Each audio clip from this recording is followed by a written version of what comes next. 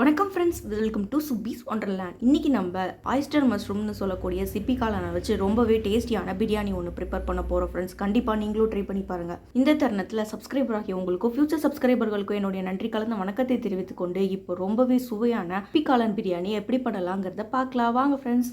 இப்போ சிப்பி காளான் பிரியாணி செய்கிறதுக்கு ஒரு குக்கரை ஹீட் பண்ணியிருக்கேன். 1 டேபிள் ஸ்பூன் அளவுக்கு எண்ணெய் விட்டுக்கிறேன்.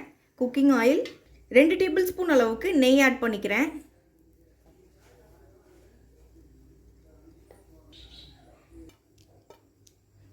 இப்போ 2 பட்டை, 3 கிராம்பு, 3 ஏலக்காய் சேர்த்துருக்கேன். ஒரு ஸ்டார் அனீஸ் சேர்த்துக்கிறேன்.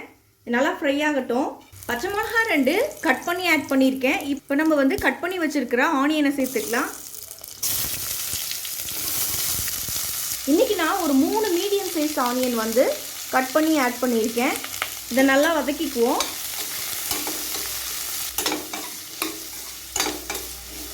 இப்போ வெங்காயம்லாம் நல்லா வதங்கி வந்துடுச்சு. கலர் நல்லா சேஞ்ச் ஆகி வந்திருக்கு. இந்த சமயத்தில் நம்ம இஞ்சி பூண்டு விழுது சேர்த்துக்கலாம். நான் இன்றைக்கி இஞ்சி பூண்டு ஒரு 1.5 டேபிள் ஸ்பூன் அளவுக்கு இஞ்சி பூண்டு ஆட் பண்ணிக்கிறேன். இஞ்சி பூண்டோட பச்சை வாசனை போகிற அளவுக்கு நல்லா வதக்கிக்குவோம்.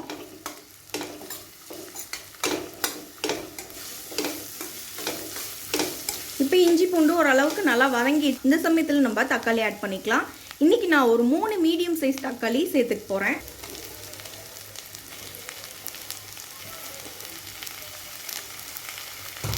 தக்காளியும் நல்லா வதக்கி விட்டுக்கலாம்.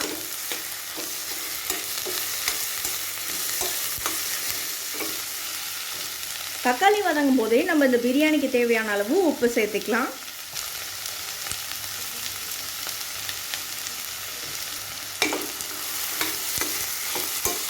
இப்போ தக்காளி ஓரளவுக்கு நல்லா வதங்கிடுச்சு. இப்போ ஒரு கைப்பிடி அளவு புதினா சேர்த்துக்கிறேன். அதே போல் ஒரு கைப்பிடி அளவு கொத்தமல்லியும் சேர்த்துக்கிறேன். இப்போ இதையும் சேர்த்து நல்லா வதக்கிக்குவோம்.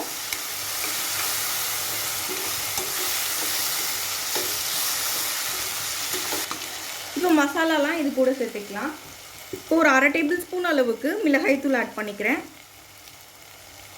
நீங்கள் உங்கள் காரத்துக்கு தகுந்த மாதிரி பார்த்து ஆட் பண்ணிக்கோங்க. ஏற்கனவே 2 க்ரீன் சில்லி ஆட் பண்ணியிருக்கோம். அப்புறம் கரம் மசாலாவும் இது கூட சேர்ப்போம். அதனால் காரம் கொஞ்சம் அதிகமாகவே இருக்கும். அதனால் இது அதுக்கேற்ற மாதிரி பார்த்து ஆட் பண்ணிக்கோங்க.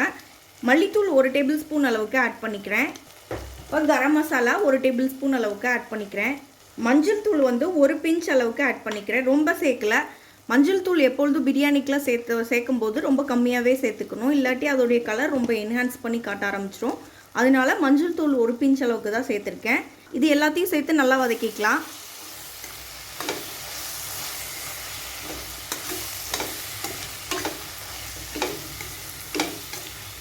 மசாலாவோட பச்சை வாசனை எல்லாம் போனதுக்கப்புறமா நம்ம சிப்பி காளானை இது கூட சேர்த்துக்குவோம். ஜஸ்ட்டு சிப்பி காளான் எந்த கட் பண்ணலாம் வேண்டாம், அப்படியே சேர்த்துக்கலாம். இன்றைக்கி நான் ஒரு 300 கிராம் அளவுக்கு சிப்பி காளான் சேர்த்துக்கிறேன்.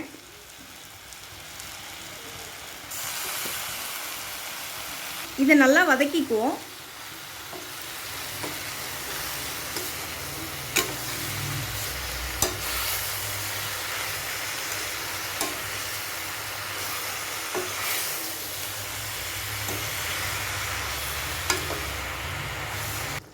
காளான் நல்லா வதங்கி வரணும். நல்லா இந்த அளவுக்கு சிறுத்து வரணும்.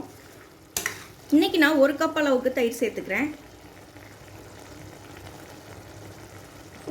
இப்போ இதை நல்லா மிக்ஸ் பண்ணி விட்டுக்குவோம். நம்ம தண்ணி எதுவுமே ஆட் பண்ணல. காளான்லேருந்து எவ்வளோ தண்ணி நல்லா பிரிஞ்சு வருதுன்னு பாருங்கள்.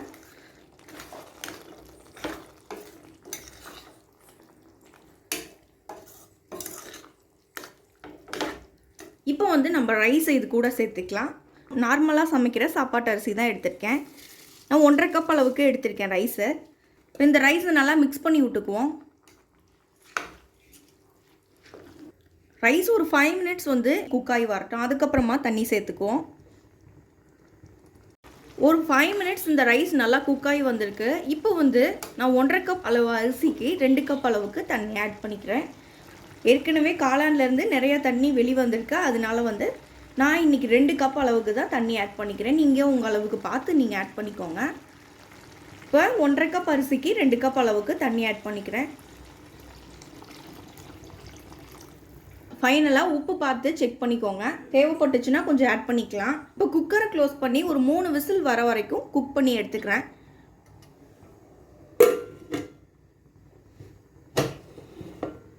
இப்போ 3 விசில் வச்சு எடுத்துகிட்டு வந்தாச்சு. எப்படி வந்திருக்குன்னு பார்த்துக்கலாம். சூப்பராக குக்காய் வந்திருக்கு. இதை நான் ஒரு பவுலுக்கு மாற்றி எடுத்துகிட்டு வந்துக்கிறேன். இப்போ நமக்கு ரொம்பவே சுவையான சிப்பி காளான் பிரியாணி சூப்பராக ரெடி ஆயிடுச்சு ஃப்ரெண்ட்ஸ். கண்டிப்பாக இந்த ரெசிபி நீங்களும் ட்ரை பண்ணி பாருங்கள். இந்த ரெசிபி உங்களுக்கு பிடிச்சிச்சுன்னா எங்கள் சேனல் லைக் பண்ணுங்கள், ஷேர் பண்ணுங்கள், சப்ஸ்கிரைப் பண்ணுங்கள் அண்ட் உங்கள் கருத்துக்களை கமெண்ட் பண்ணுங்கள். மீண்டும் இன்னொரு நல்ல ரெசிபியோடு உங்களை மீட் பண்ணுறேன். அதுவரை உங்களிடமிருந்து விடைபெறுவது சுபீஸ் ஒண்டர்லேண்ட். தேங்க்யூ.